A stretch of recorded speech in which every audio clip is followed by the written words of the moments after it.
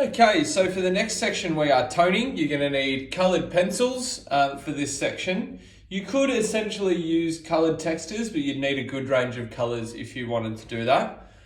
You will need a rubber to rub out the little letters and the toning lines that you have there already as well.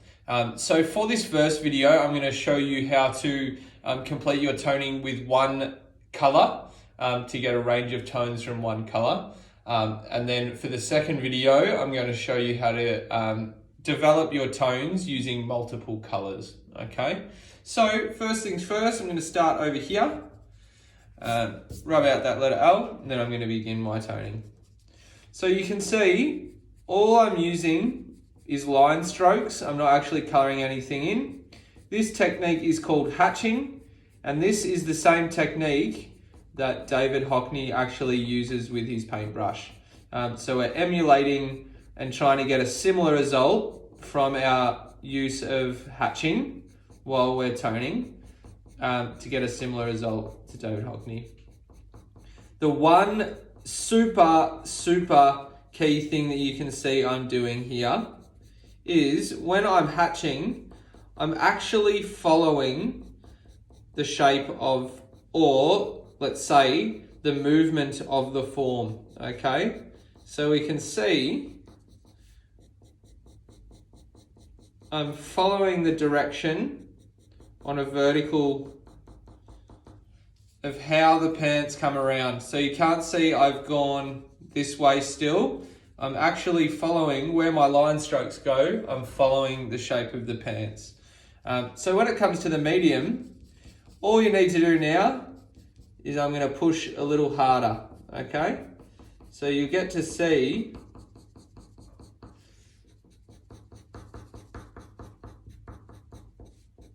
so it's literally just about the dynamic of your pencil to create that tone and the difference between the two.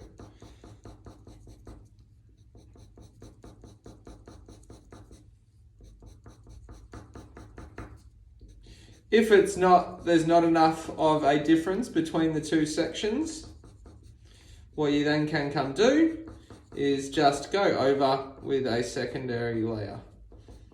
Okay, so you can see again, following that leg around to make sure I'm following the form. Single strokes. I don't want you fully colouring it at all because then we're not actually using a drawing technique. You're simply just colouring in, but using this hatching, we're actually using a particular toning technique. Then when it comes to the darkest part, I'm pushing as hard as I can now. Still using my hatching technique.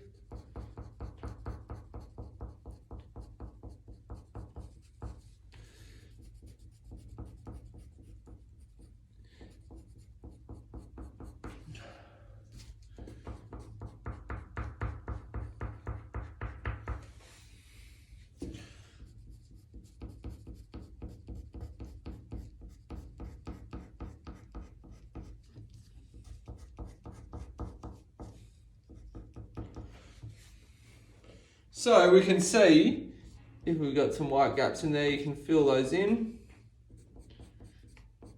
to allow the two sections to meet.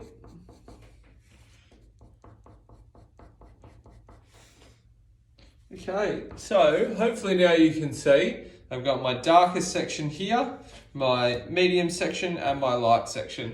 Just going to quickly sharpen my pencil. I'm going to move over to the other leg there to show you, allow you to see how we get a finished product.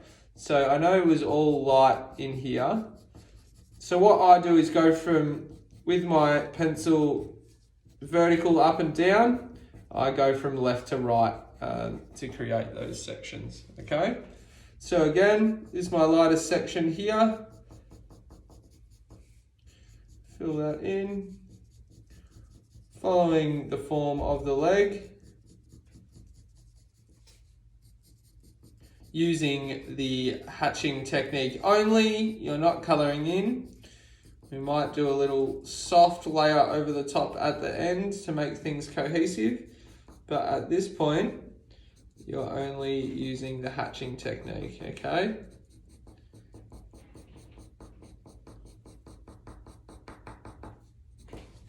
Okay, so medium next, and I only have a few dark sections. What you can do, you can go lightest, then darkest, and then medium if you like, if that works for you.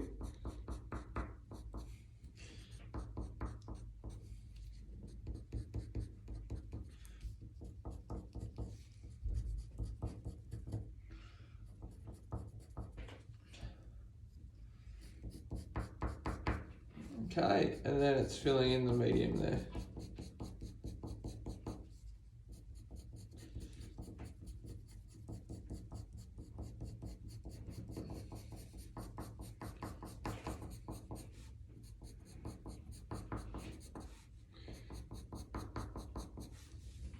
So I want you guys to take your time. This is going to be a finished final artwork. So I want you to really focus in on your line work and your hatching and making sure that you're getting it nice and neat. I'm going obviously a bit quicker for the purposes of this video.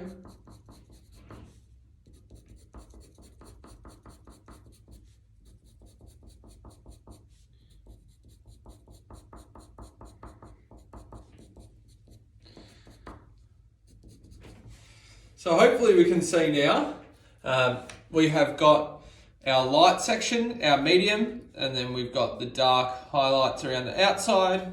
And that is the section of the pants complete using only one color. So that's simply the dynamic of your pencil. Obviously with Texta you can't create that dynamic because it's going to be one tone. So if you do want to use Texta, the next video will show you how to do that.